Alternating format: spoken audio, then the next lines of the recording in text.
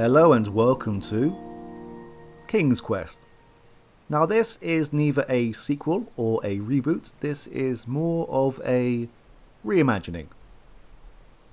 Now this first area acts as an introduction and also as a tutorial.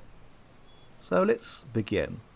I'm going to head backwards, there's nothing to see, but with any games like this, heading backwards is usually a good thing. But not in this case. So let's go forwards. The controls are pretty simple. It's designed to be simple. The developers kind of went for a one button operation.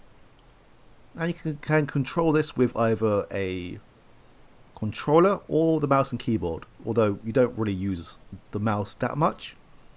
But we'll see in time.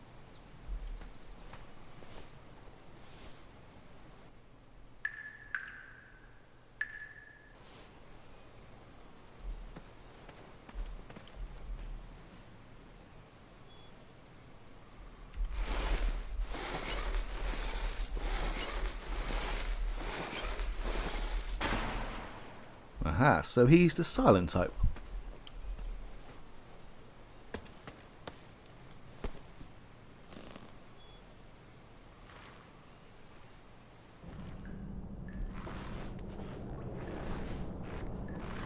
I had not been back there in years, but it was the last place left to look.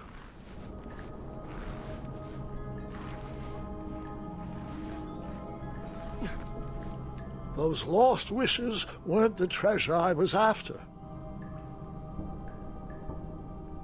It's good to know that they are here though. Maybe we will return.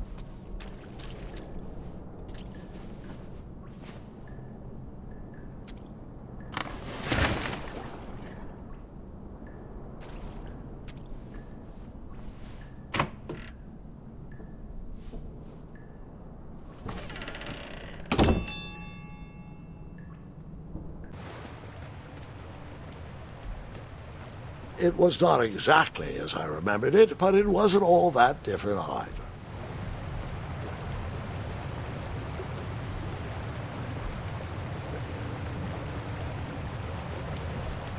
Thankfully, the jumping in this game is automatic.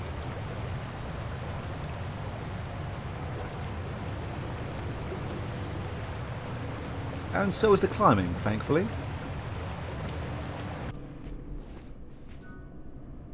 Two odd contraptions guarded the lost treasure. I would have to turn one and see what happened. It is possible to die in this game, but thankfully, if it does happen, it just resets the area to where you began.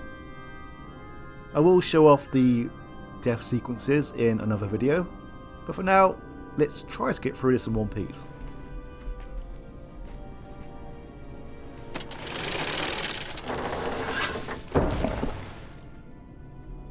There's definitely a bed motif in this area.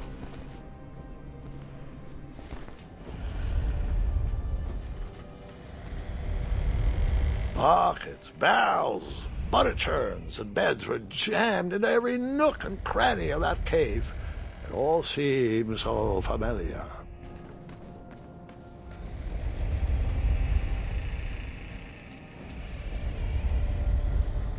Even though the bed was very comfortable, this was no time to hide under the covers. Why are there so many beds down here? And why are they chained to the ceiling? As I was saying, this was no time to take a nap. There's always time to take a nap. All right. I took a brief rest before I decided to adventure on with that very important treasure. Wait. Hold on, Grandpa. I don't remember this part of the story. Beds hanging from stalactites? We'll get there, Gwendolyn. Don't worry. No detail in this story will be overlooked. Now, where was I? Ah, yes. As I treaded through the river of rumbling trundles, I feared I knew the source of that deafening wind.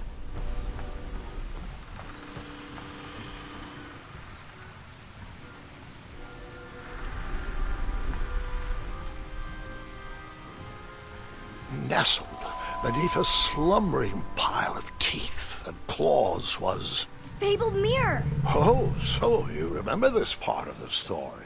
Well, dragons are my favorite. Do you want to tell this part? Yes.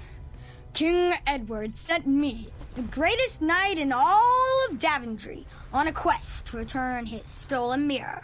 A gigantic, hulking beast of a dragon was the last thing in my way to... My way, too. Add a shinier hat to my collection. So it seems like we are part of a bedtime story. And we don't really get any indication until sort of about now. And this is how the game actually starts out. There is no proper video sequence to begin with.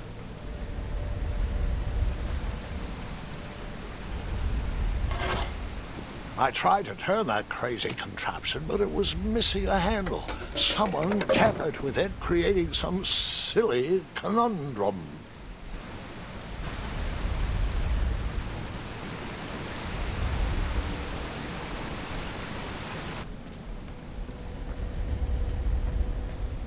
Well, the fact that this is part of a bedtime story explains why there are so many beds around. Guilty. I took a second nap.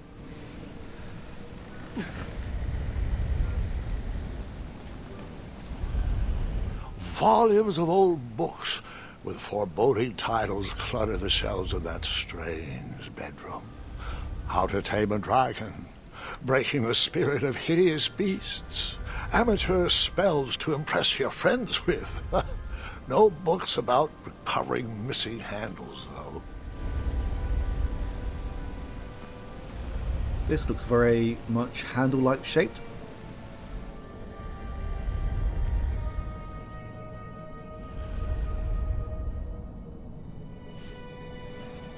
So, the missing handle was booby-trapped?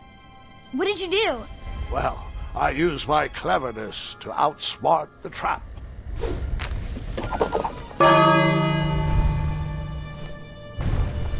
Then I used my cleverness to hide.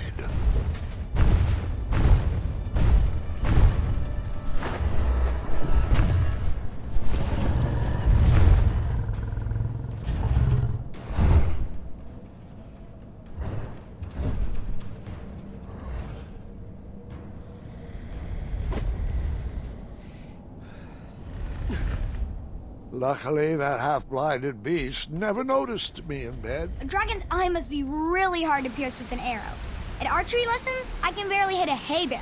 It is indeed a feat only for skilled archers. I tried to turn that crazy contraption, but it was missing a handle. Someone tampered with it, creating some silly conundrum. Whoops, I forgot to What replace did you use to fix the broken switch? the wooden handle. I forgot to attach this before I try to use this again.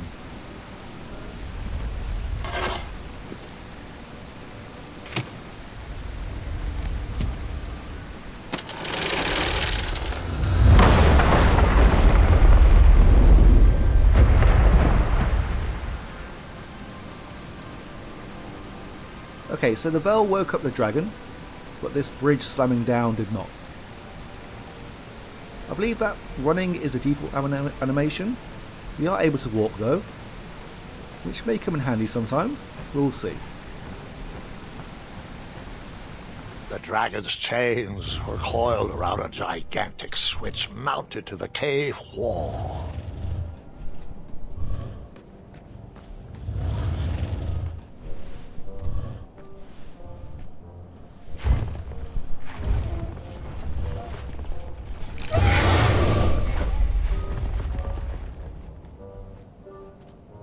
After he briefly basked in the sun, the narcoleptic dragon went back to snoring. I probably sleep all day too, if Amira was my only friend.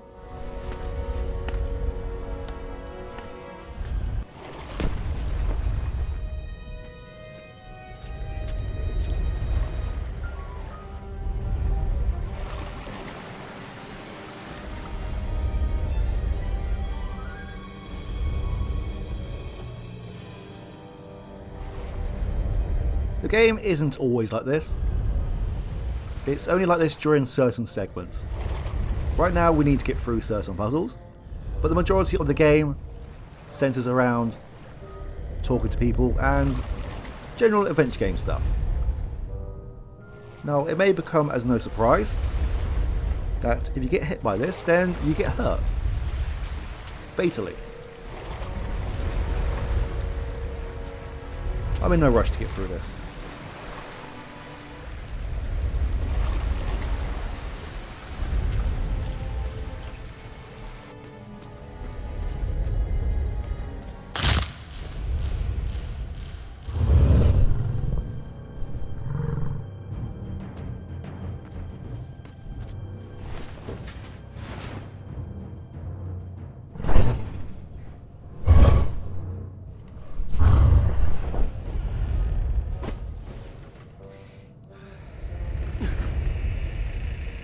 And the best option here is to sneak around these piles of bones. We do get a grace period where we can run back to the bed, but I'm going to try to avoid that. Now, as we progress through the game, we will be presented with various options on how we would like to... Oh!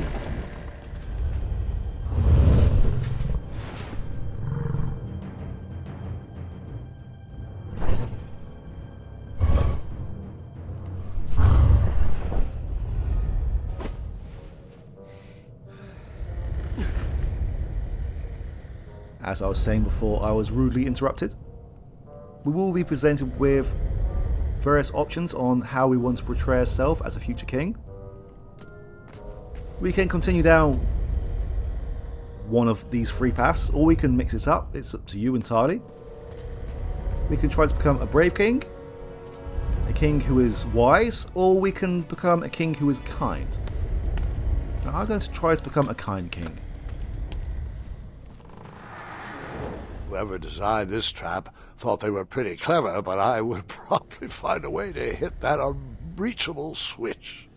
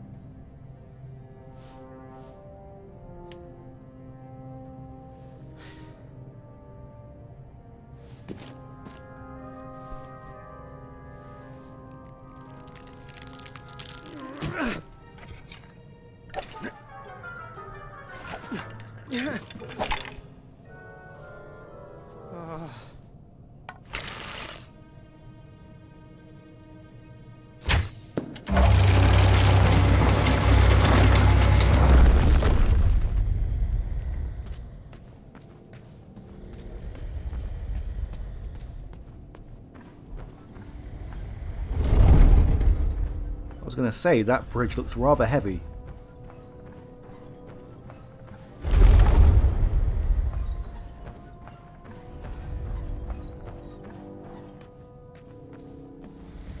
The mirror called out to me.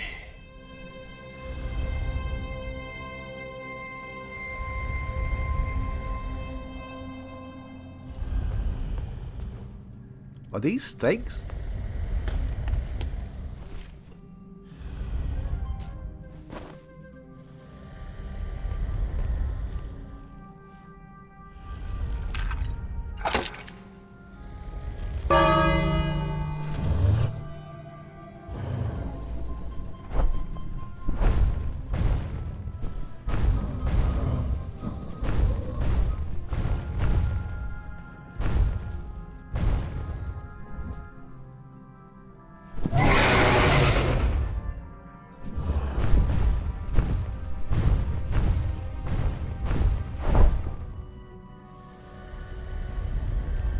I'm guessing that this dragon is hungry. I would like to know who's cutting up these steaks for this dragon. And why? Who has the time for this? Anyway, that's not important. A ridiculous feeding contraption was cobbled together to keep the beast and probably its owner alive.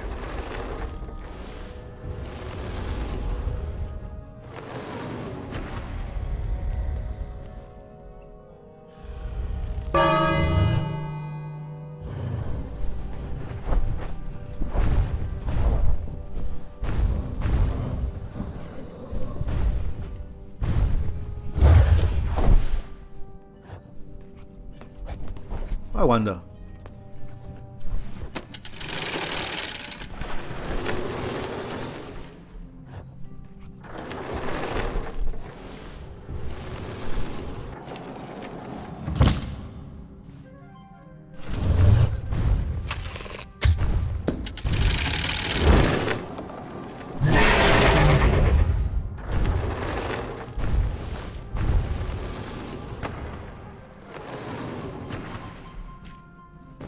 Alright, time for plan B.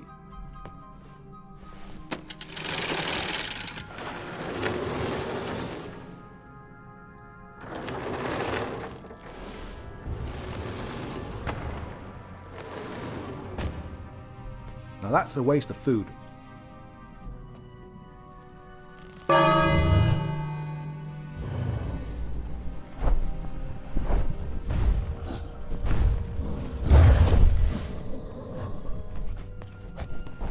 Right, now that dragon's distracted, hopefully we can get to that mirror.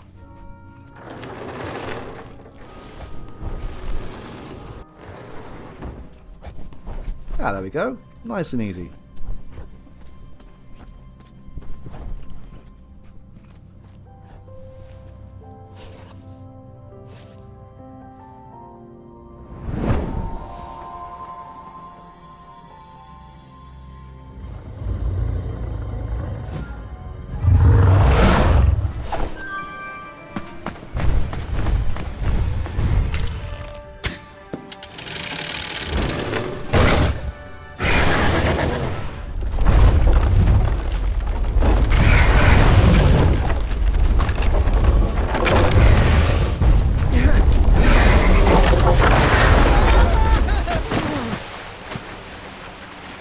And we need to be quick down here as we have a series of quick time events.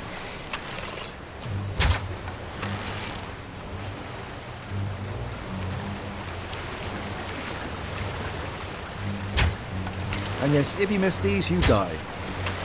But as I said, it just takes you back to the starting area. Well, the starting area of where you died.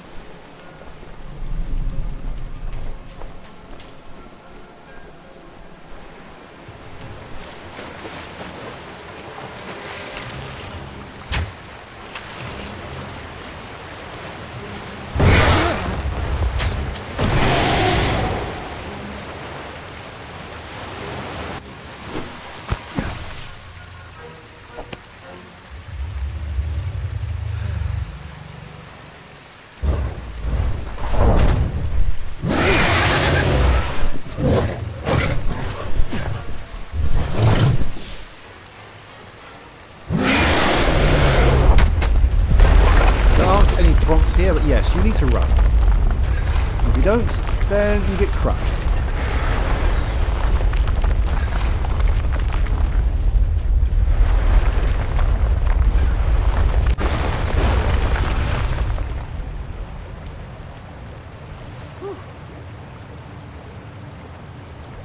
Are we done? With a magic mirror safely in my possession, I dreamt of the Daventry I would be rewarded with, and the kingdom it could become.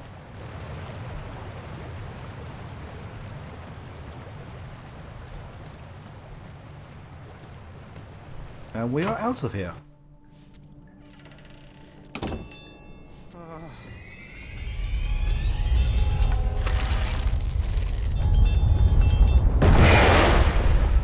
In that split second, I had three choices in front of me. Any would clear my path to safety, and all would have rippling consequences. The path of bravery means shooting the dragon in the eye and blinding him, or we can hit the bell to distract the dragon, or we can set it free.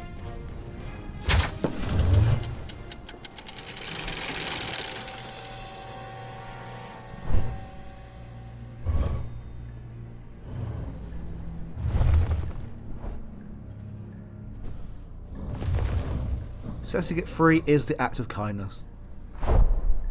Distracting the dragon is the path of wisdom.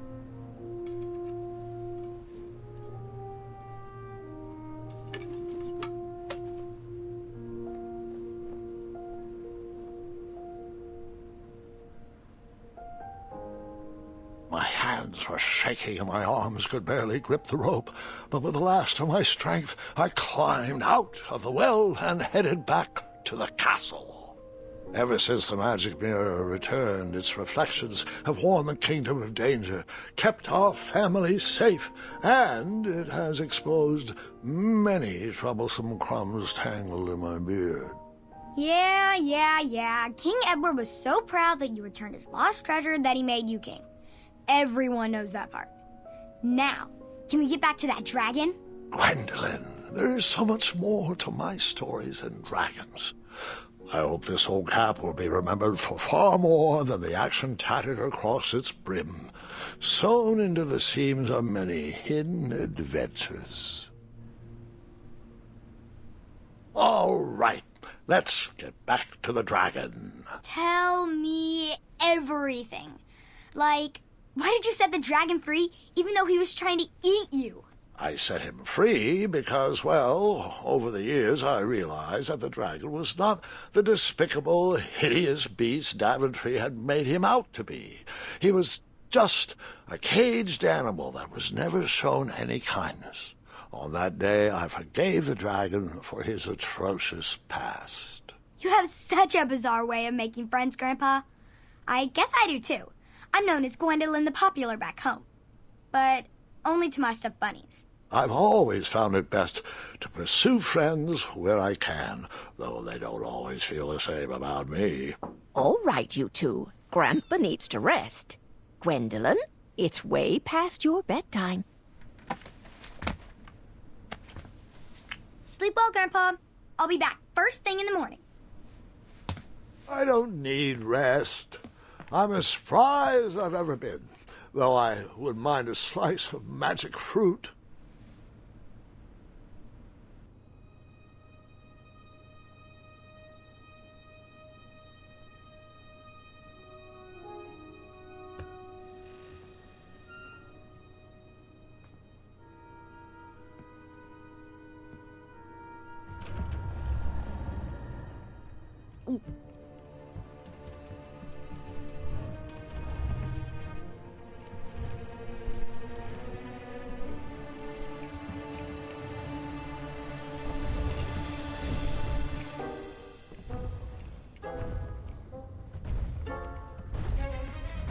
You're free!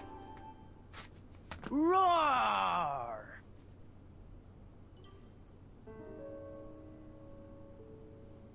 Well, hello, cousin. Guard! I'm glad you're finally here. He's been asking about you for days. I had to sit through the same story 5 times. We got here as fast as we could. And I like Grandpa's stories. Especially the ones with dragons. Ah, yes, the legendary beast that he set free. I don't know if he forgets I've heard that story before or he doesn't care, but he loves telling it to anyone that will listen. I'm pretty sure I heard the nursemaids telling his same jokes in the hall. Have you heard anything the doctors are saying? Yes, doctors, wizards, magic elves. Grandfather is fine, Gwendolyn. They all say the same thing. He's just old. He still has a few good years left. Look, we're all excited that your family made the trip, but there's no need to worry. You should get some rest. I'm sure you're scheduled for a full morning of Grandfather's hilarious ramblings. Oh, I'm also scheduled for the tournament tomorrow. Ah, yes, the fencing tournament. You'll love it. I'm, of course, favored to win and will make sure you have the very best seat to view my victory. The courtyard will be filled with important people and delicious hors d'oeuvres. Oh, I'm actually competing in the tournament. I had no idea we were hosting a junior tournament. That's incredible. In that case, I will gladly be there to cheer you on and eat delectable appetizers. Nope. No junior tournament. I'll be squaring off against you. I see. Well, perhaps this is the time to stop listening to stories and finally make some of your own. Good night, Gwendolyn. Sleep well.